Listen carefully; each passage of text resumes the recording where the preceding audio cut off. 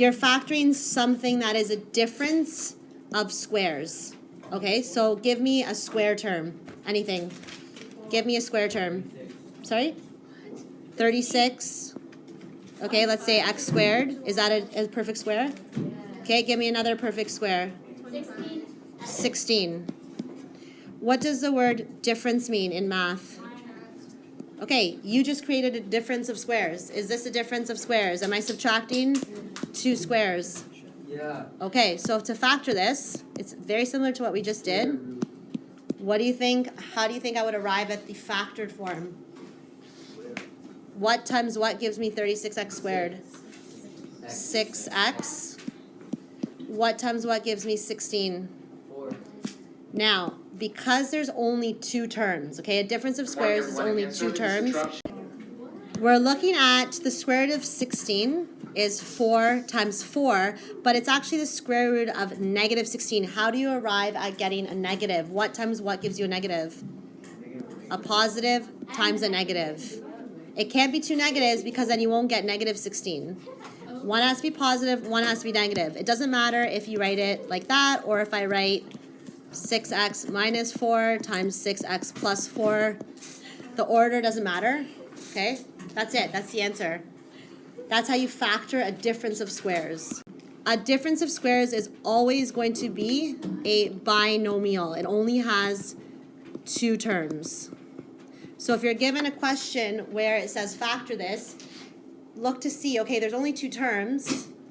These 2 terms don't have a greatest common factor. Are they both square terms? So then you factor it in this method. Okay? I gave you 4 questions, and you want to first identify, are all of these binomials? Yes. Okay? They're all binomials, so they have 2 terms. Are they all separated by subtraction? Are they all separated by subtraction? Okay, so they all have a different sign. And are both terms in each question perfect squares? Yeah. So then you can factor this using difference of squares method that I just showed you. Okay, square root of x squared is x, and the square root of 64 is 8. You're correct. One has to be plus, one has to be minus. Good.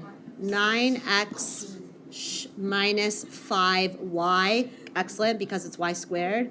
And then 9x plus 5y. Good. 15 minus 4x, and then 15 plus 4x.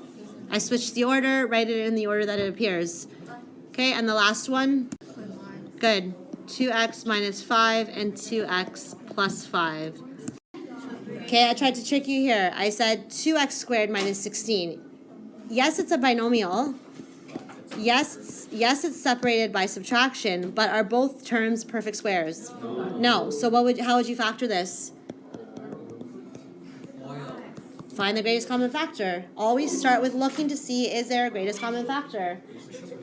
What is the greatest common factor? So how would I factor this? 2 bracket, what?